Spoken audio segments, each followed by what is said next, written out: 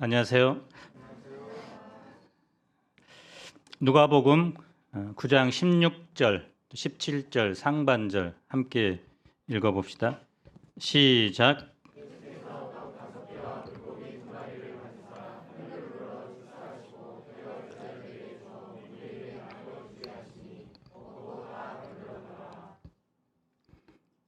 뱀파이어 크리스찬이라는 말이 있습니다. 뱀파이어는 낮에는 관 속에서 자고 밤이 되면 밖으로 나와 사람들의 피를 빨아먹습니다. 사람을 죽이거나 자신의 하수인인 흡혈귀로 만듭니다. 뱀파이어 크리스찬이란 구원을 위해 필요한 그리스도의 피에만 관심을 갖는 사람을 빗대어 말한 것입니다. 그러나 예수님은 우리가 피에 머물러 있지 않고 그 인격과 삶을 배우고 닮아가는 제자로 살기를 원하십니다. 우리가 제자로서 해야 할 일이 무엇이며 어떻게 할 수 있을까요? 제1부 하나님 나라를 전파하며. 예수님께서 12 제자를 불러 모으십니다. 모든 귀신을 제어하고 병을 고치는 능력과 권위를 주십니다. 능력은 힘이고 권위는 권리입니다. 힘이 있으나 권리가 없는 경우가 있고, 권리는 있지만 힘이 없어서 일을 하지 못할 때도 있습니다. 그런데 예수님은 힘과 권리를 주셨습니다. 무엇을 위해 주실까요? 2절을 읽어봅시다. 시작.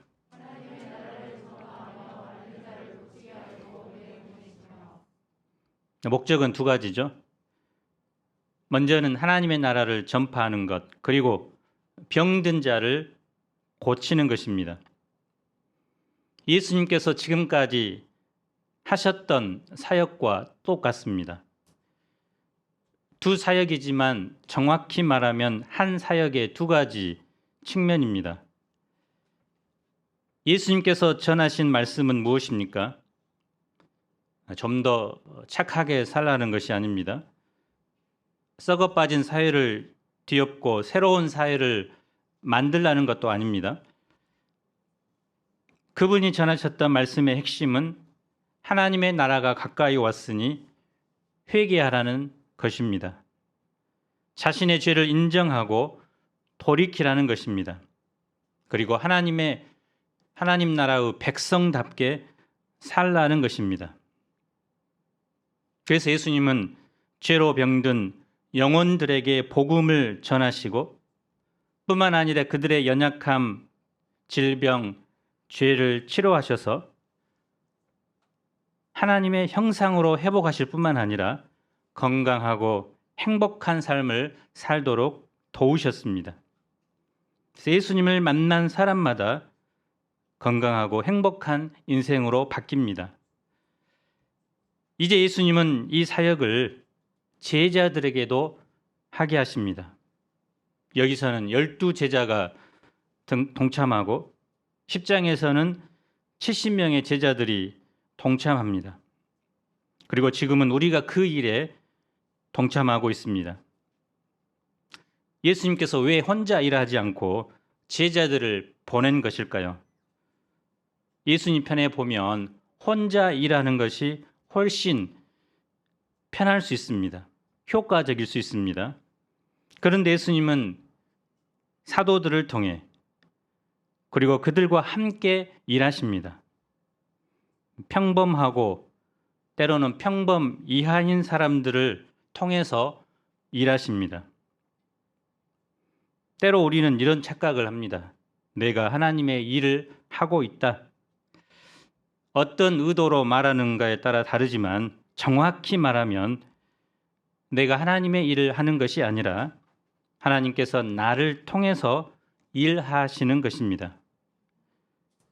내가 전도해서 영혼이 구원받고, 내가 말씀을 잘 전해서 동역자들이 성장하고, 내가 잘 섬김으로 교회가 잘 돌아가는 것이 아닙니다. 교회의 그런 필요들을 하나님께서 부족한 나를 통해서 채우는 것입니다. 그래서 자격 없는 우리를 구원하는 것이 은혜인 것처럼 자격 없는 자를 통해서 일하시는 것도 은혜입니다. 우리는 하나님의 일에 동참할 수 있는 기회가 주어졌음을 인해서 감사해야 되고, 또 마땅히 일한 후에도 저는 무익한 종입니다라고 고백해야 합니다. 예수님은 제자들에게 3가지 명령을 주십니다. 첫째, 아무것도 준비하지 말라. 3절을 읽어봅시다. 시작.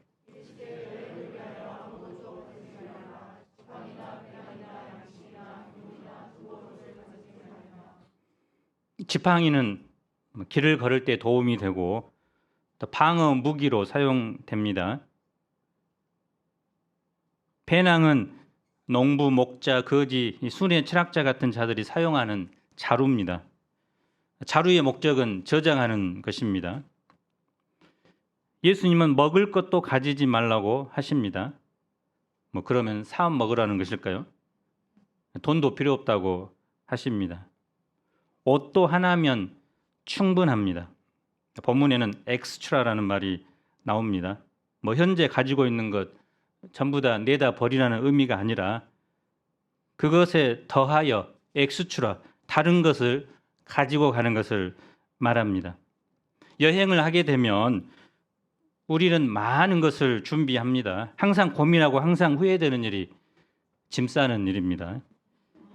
그래서 필요한가, 필요하지 않는 것을 고민하다가 넣고 뺍니다.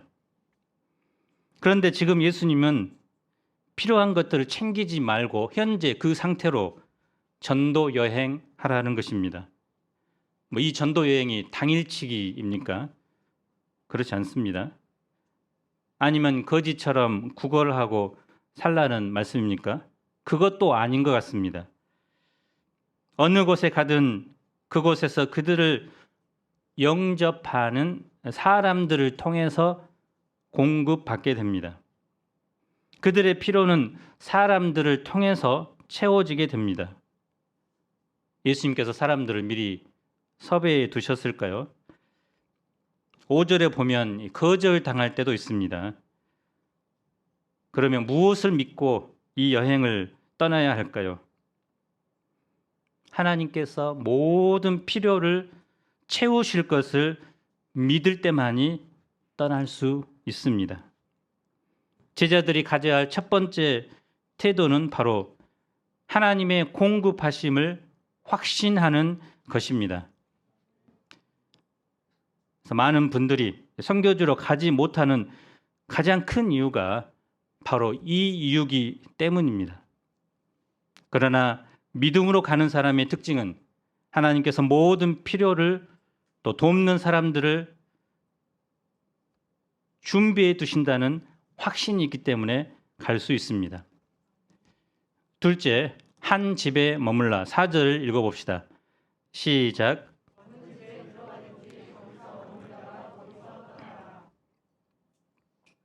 어느 지역에 가든지 한 장소에만 머물라고 합니다.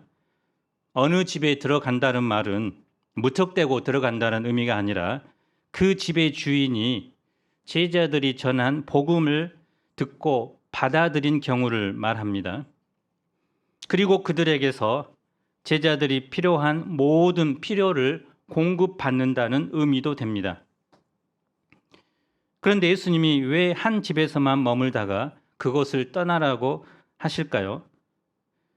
이 명령은 당시 순회 철학자 또 교사들의 관습을 염두에 둔 명령입니다. 예수님의 행적을 보십시오. 예수님도 어느 한 곳에 계속 계시지 않고 이곳저곳을 다니시면서 말씀을 전하셨습니다. 이것은 특별한 것이 아닙니다. 지금이라면 학교를 세우고 가르쳤을 수도 있습니다. 그러나 당시 철학자들이나 교사들은 이런 식으로 가르침을 전했습니다. 그들은 그런 일을 하면서 사람들을 통해 필요를 공급받습니다.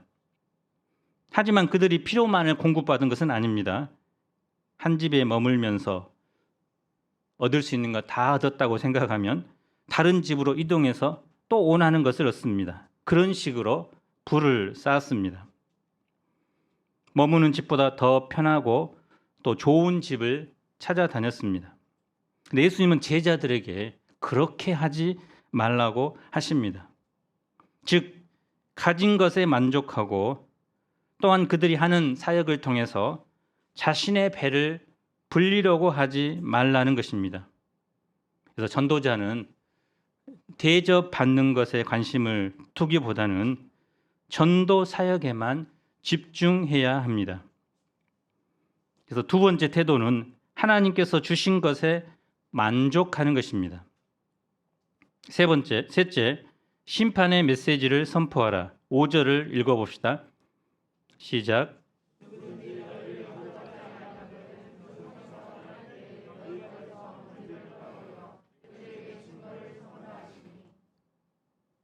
먼지를 떨어버리는 것은 유대인들이 이방인 지역을 다녀오면서 하는 행동입니다.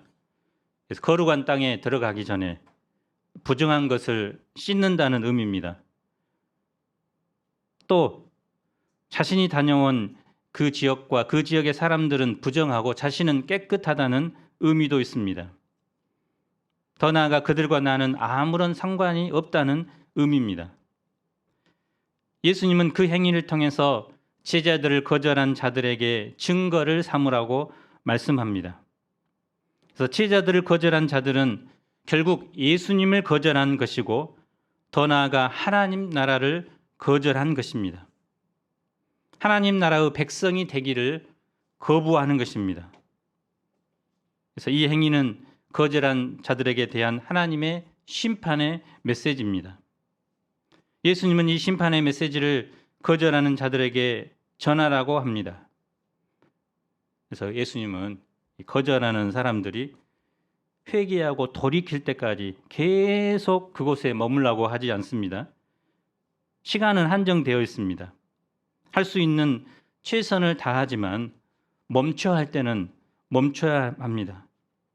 하나님께서는 우리를 통해서 일하시지만 우리만 통해서 일하시는 것은 아닙니다. 구원하는 분은 하나님이시고 구원하지 않는 분도 하나님입니다. 그래서 우리가 하나님의 일에 있어서 하나님의 주권을 인정해야 합니다. 그래서 이것이 바로 제자들의 세 번째 태도입니다. 6절을 봅시다.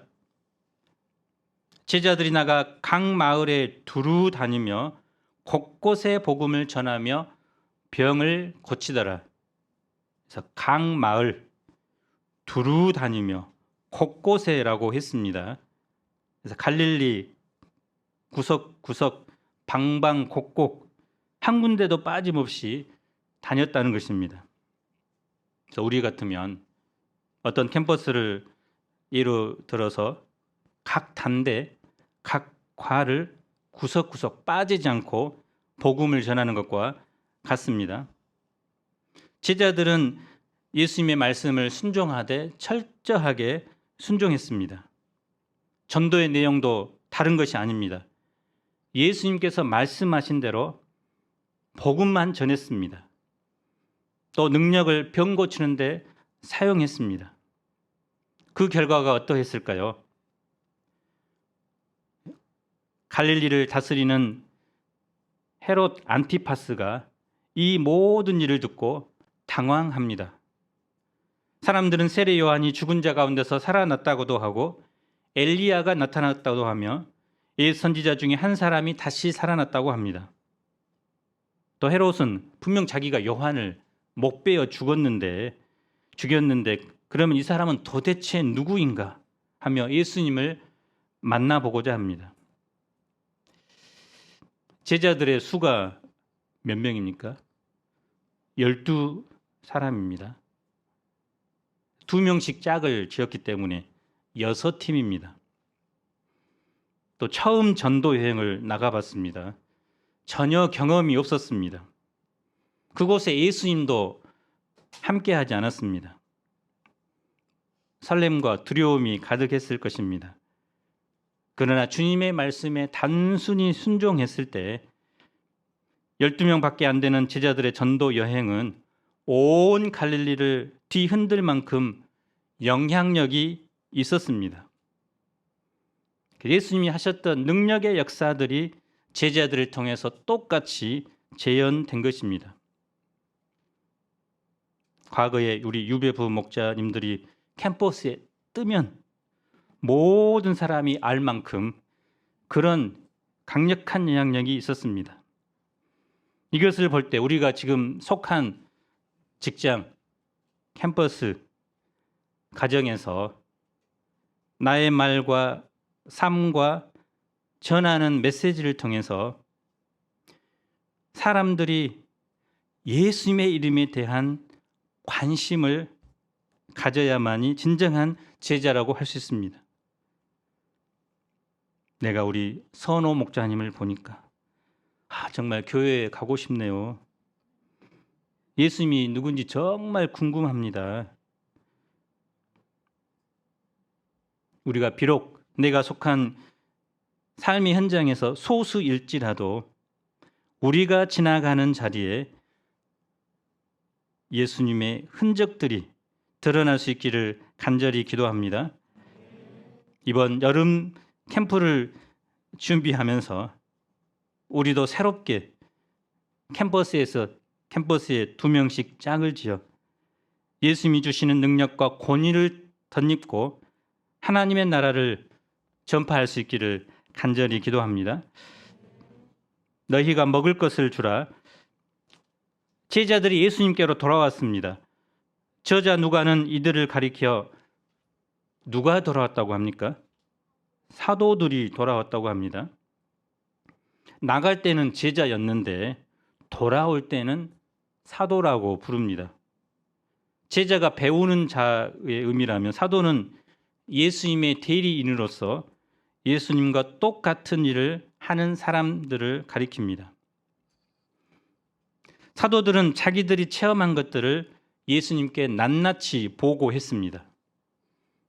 전도 보고 또 선교 보고를 한 것입니다. 우리 UBF도 4년마다 세계 선교 보고대회를 합니다. 또 선교사님들이 국내에 일시 귀국하면 보고를 합니다. 선교 보고대회를 통해서 전하는 자는 은혜를 새기고 다시 한번 확신을 가지고 나아가고 또 듣는 자들도 함께 은혜를 받고 도전을 받습니다. 그래서 우리 중에 선교사로 나간 대부분의 사람들이 이 선교 보고 대회를 통해서 하나님의 부르심을 받고 나아갔습니다. 예수님은 큰 일을 행한 제자 사도들을 데리고 잠시 쉬고자 벳세다로 떠납니다. 그런데 이게 웬일입니까? 무리가 알고 따라왔습니다. 수양회 때 양들이 이처럼 5,000명씩 따라오면 너무나 감사한 일인데 아마 선운산 유스 호스텔 150명 정원인데 밖에까지 이제 설치해서 해야 될 것 같습니다. 그런데 여름 휴가까지 따라오면 어떤 마음이 듭니까? 지겹다. 적당히 좀 해라 하는 마음이 들 것입니다. 오늘은 여름 휴가 써놓고 무리를 돌려보낼 수도 있습니다. 그런데 예수님은 그들을 어떻게 했습니까? 본문에 보면 영접하셨다. 웰컴하며 뜨겁게 환영해 주셨습니다. 예수님은 제자들과 함께 하고자 했던 계획을 급히 바꾸고 평상시처럼 무리들에게 하나님의 나라를 가르치고 병 고칠 자들을 고치셨습니다. 그 이유가 다른 복음서에 보면 목자 잃은 양 같음을 인하여 불쌍히 여겼다고 말씀합니다. 마가복음 6장 31절을 보면 오고 가는 사람이 너무 많아서 음식 먹을 겨를도 없다고 했습니다. 예수님도 굶고 제자들도 굶고 무리도 굶고 굶었습니다. 무리도 예수님의 말씀에 감동을 받고 시간 가는 줄 몰랐습니다. 하지만 사도들은 시간 가는 줄 알았습니다. 날이 저물어 가자. 예수님께 나와 제안을 합니다. 날이 저물어 갑니다. 예수님, 무리를 보내서 두루 마을과 촌으로 가서 거기서 유하며 먹을 것을 얻게 하소서. 이곳은 빈들입니다. 제자들이 이전에 이런 경험을 했습니다. 그래서 어느 집에 거하며 그곳에서 숙식을 하며 하나님 나라를 전파하기 때문에 이제 이 사람들도 그런 방식으로 해결해 주라는 것입니다. 여기는 빈들, 잠잘 것도 없고 먹을 것도 없는 황량한 들판이기 때문입니다. 가장 합리적인 제안이고 우리도 이런 말을 할 것 같습니다. 예수님도 당연히 동의할 것으로 여긴 것 같습니다. 그런데 예수님의 대답이 무엇일까요? 13절 상반절을 한번 읽어봅시다. 시작.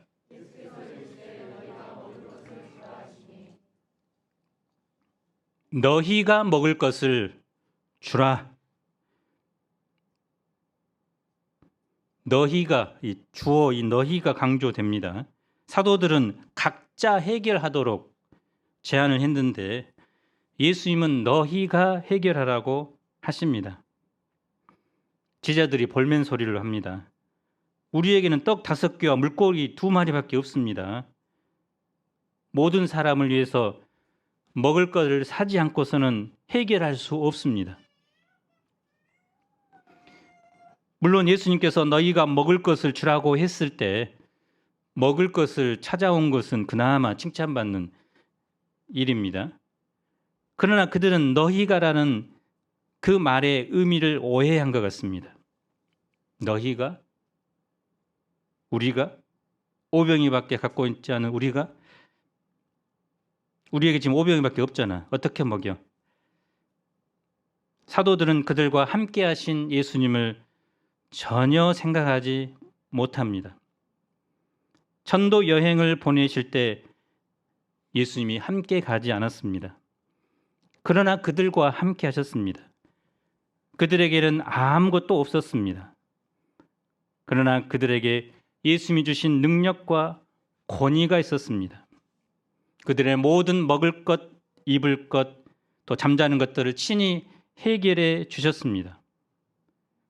12명이라면 그나마 이제 한 집에서 2명씩 책임지면 되니까 할 수 있지만 남자만 5,000명을 각 집에서 책임지고 먹을 것, 숙소를 제공하는 것은 도저히 불가능하다고 생각한 것이 무리들의 결론입니다. 그들은 숫자의 함정에 빠진 것입니다. 숫자와 상황을 초월하시는 예수님을 놓친 것입니다. 만약 진정한 예수님의 제자라면 이렇게 대답해야 합니다. 우리는 할 수 없습니다. 그러나 예수님은 할 수 있습니다. 전도 여행을 하면서 아무것도 없는 중에서 모든 필요를 공급하신 그 예수님을 체험했더라면 이제 이 빈들에서 자신의 능력으로 할 수 없는 그 일일지라도 주님이 함께하면 할 수 있다고 적용해야 마땅합니다. 너희가, 그 너희가에는 예수님이 함께 하십니다. 예수님은 왜 사도들에게 그 문제를 해결하도록 하셨을까요? 예수님은 먼저 그들이 예수님의 마음도 계승하기를 바라셨기 때문입니다. 사도는 예수님의 사역을 계승하는 자입니다. 그러나 단순히 외형적인 일만 계승하는 것이 아닙니다. 예수님의 마음도 닮아야 합니다. 그 마음을 목자의 마음이라고 부릅니다. 예수님은 사도들에게 이 목자의 마음을 가르쳐 주고자 하십니다. 보통 사람은 문제만 생기면 비판합니다. 좀 더 성숙한 사람은 대안을 제시합니다. 하지만 사도는 대안을 제시하는 정도가 아니라 그 대안을 직접 실행해야 합니다.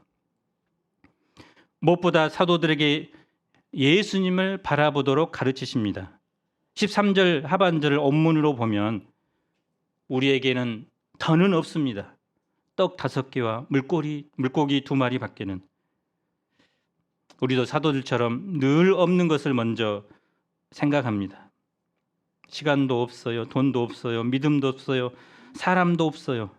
그래서 할 수 없습니다.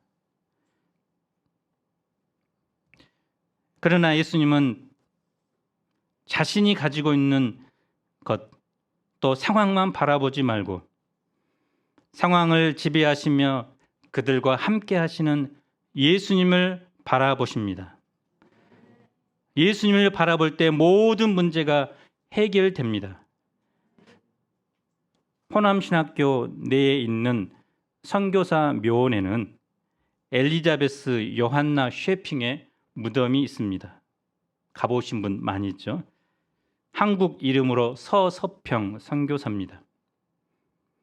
그녀는 독일 출생이지만 미국에 이민을 와서 32살 때 광주의 제중원, 지금 기독병원의 간호사로 파송되었습니다. 그리고 22년간 한국에서 사역을 했습니다. 그리고 54세 때 소천합니다.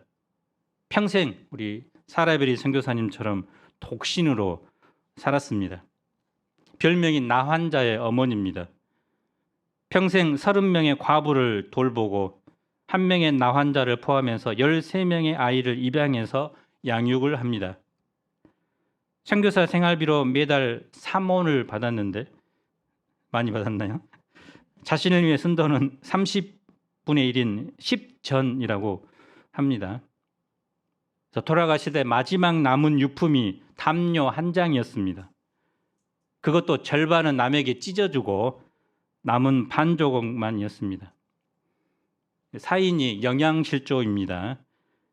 그래서 자기가 죽으면서 오장육부마저 의학 연구에 기증합니다. 그래서 그녀가 일평생 붙들었던 것은 성경의 원리였습니다. 성공이 아니라 섬김이다. 그녀는 아버지가 누군지도 모릅니다. 어머니의 따뜻한 양육도 받지 못하고 자랐습니다. 그러나 그가 가진 것은 오직 예수님이었습니다. 예수님이 그녀의 아버지요 어머니가 되어 주셨습니다. 그래서 물려받은 것도 없고 가진 것도 없지만 모든 것을 주님께로부터 공급받고 그것을 나눠주는 삶을 살았습니다. 그리고 마지막은 예수님처럼 한국 백성을 위해 목숨까지 내어주는 그런 희생을 감당했습니다. 그래서 아무것도 없지만 주님께로부터 모든 것을 공급하고 섬기는 삶을 산 그를 모든 사람들은 존경했습니다. 예수님은 어떻게 먹이실까요? 예수님은 사도들에게 무리를 식사 대용으로 50명씩 앉히도록 합니다. 사도들이 가지고 온 그 작은 오병이어를 버리지 않고 그것을 하나님께 드리면서 감사 기도하십니다. 그럴 때 그 오병이어를 통해서 기적의 역사가 일어나게 됩니다. 예수님께서 떡을 떼자 떡이 줄어들지 않고 계속해서 나옵니다.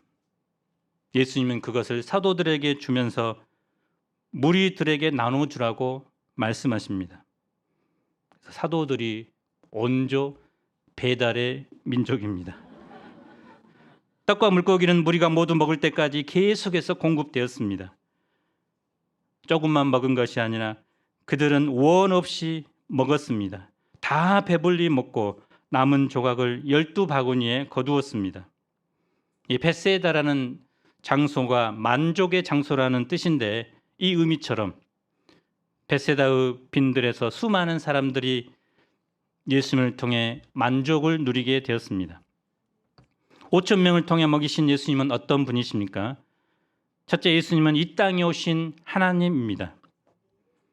구약시대 하나님은 광야에서 이스라엘 백성들을 40년간 만나로 먹여주셨습니다. 엘리야를 통해 사렙다 과부에게 기름과 양식을 풍성히 공급해 주셨습니다. 엘리사를 통해 보리빵 20개로 100명을 먹이셨습니다. 이제 예수님은 보리떡 5개와 물고기 2마리로 5,000명을 풍성하게 먹이셨습니다. 이 사건은 메시아가 광야에서 백성을 위해 연회를 풍성하게 베푸신다는 이사야의 말씀을 성취하는 일입니다. 예수님은 모든 인류를 풍성하게 먹이시는 하나님이십니다. 오늘날도 주님은 신자나 불신자나 풍성히 먹여주시는 사랑의 하나님이십니다. 둘째, 예수님은 사도를 쓰셔서 사도와 함께 먹이는 분입니다. 음식을 주는 분, 양들의 필요를 공급해 주는 분이 누굽니까? 예수님이죠. 사람들이 배불리 먹은 떡은 사도들의 주머니에서 나오지 않았습니다. 예수님의 손에서 나왔습니다. 사도가 사람을 먹이지 않고 예수님이 먹이셨습니다. 오직 예수님만이 우리의 모든 필요를 풍성하게 채워주시는 은혜의 원천입니다. 그러면 사도들의 역할은 뭡니까? 예수님이 사도에게 너희가 먹을 것을 주라고 하셨는데요. 그러면서 자신이 먹이셨습니다. 사도는 그들을 먹일 수 없는 존재이기 때문입니다. 그렇다고 해서 예수님이 직접 먹이시지도 않습니다. 사도를 쓰셔서 사도와 함께 그들을 먹이셨습니다. 그래서 떡과 물고기를 가지고 축사하여 많은 음식을 만드는 것은 사도의 역할이 아닙니다. 사도가 한 일은 단지 예수님께서 그들을 먹일 수 있도록 심부름을 한 것입니다. 그래서 열심히 나누어 주는 역할을 한 것입니다. 우리는 너희가 먹을 것을 주라는 이 말씀과 우리에게는 떡 5개와 물고기 2마리밖에 없습니다라는 현실 사이에서 자주 갈등합니다. 지난 2년간 코로나19로 인해 캠퍼스에 거의 올라가지 못했습니다. 주위 사람들에게 하나님의 나라를 제대로 전달하지도 못했습니다. 이제 코로나 상황이 풀리고 다시 도전하고자 하니 해결해야 할 문제들이 여전히 남아 있습니다. 가장 큰 문제는 내게 능력과 권위가 부족한 것입니다. 또 생각과 가치관, 나이와 문화 등 먹여야 할 사람들과의 그런 장벽들이 너무나 큽니다. 그런데 중요한 사실은 우리가 캠퍼스 영혼들을 또 우리 주위에 있는 영혼들을 직접 먹이지 않는다는 것입니다. 아니, 먹일 수도 없습니다. 우리가 해야 할 수 있는 일은 무엇입니까? 내가 그들을 먹여야 한다는 그것보다 또 나는 그들을 먹일 수 없다는 그것보다 예수님께서 먹이신다. 나는 단지 그분의 심부름을 할 뿐이라는 사실을 깨닫는 것입니다. 복음을 위한 배달의 민족이 되고자 결심하는 것입니다. 이 믿음이 있으면 더 이상 의무감에 눌리지 않습니다. 예수님이 먹일 수 있도록 심부름만 잘하면 됩니다. 물론 심부름을 감당하는 것이 거룩한 부담감으로 작용하기도 합니다.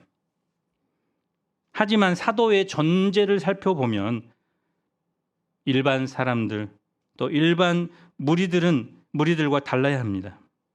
사도들은 자기를 뛰어넘어서 예수님께서 하신 일을 감당해야 합니다.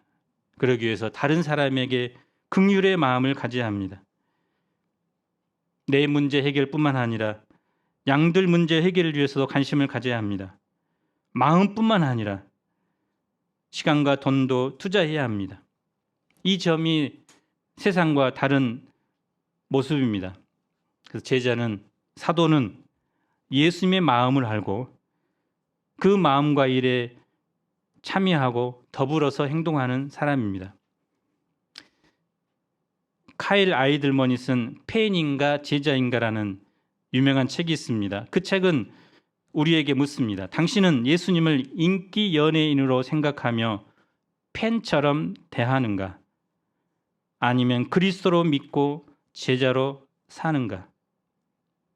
BTS의 팬들이 세계에 수없이 많습니다. 그들은 열광합니다. 이 가수가 나오면.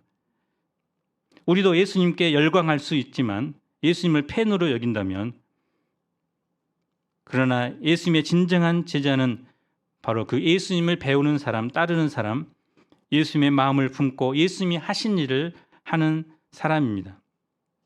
예수님은 우리가 폐내에 머물러 있지 않고 그 인격과 삶을 배우고 살아가는 제자가 되기를 간절히 원하십니다. 예수님께서 그 시대 사도들을 통해 영혼들을 먹이셨듯이 이 시대 예수님은 우리를 사용하셔서 또 우리와 함께 이 시대 영혼들을 먹이기를 원하십니다. 다가오는 여름 캠프 우리가 어떻게 맞이할까요? 그것은 먼저 예수님과 같은 마음을 회복하는 것입니다. 또한 내가 가진 작은 것을 무시하지 않고 그것을 주님께 드리는 것입니다. 그럴 때 예수님은 5,000명을 풍성히 먹이는 빈들의 잔치를 이루어 주실 것입니다. 이번 여름 캠프를 통해서 우리와 또 수많은 영혼들이 초청되어 예수님이 주시는 풍성한 하늘의 양식을 먹고 기뻐하며 감사하는 그런 축제가 되기를 간곡히 기도합니다. 요절 읽고 기도하고 마치겠습니다. 시작.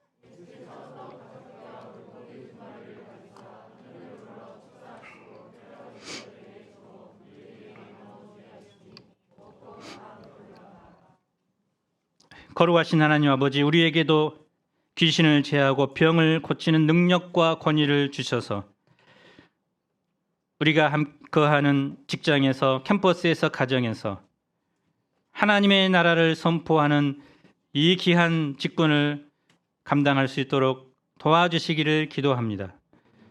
예수님은 너희가 먹을 것을 주라고 하십니다. 너희가 그 시대의 영혼들을 돌보고 섬기는 목자가 되라고 하십니다.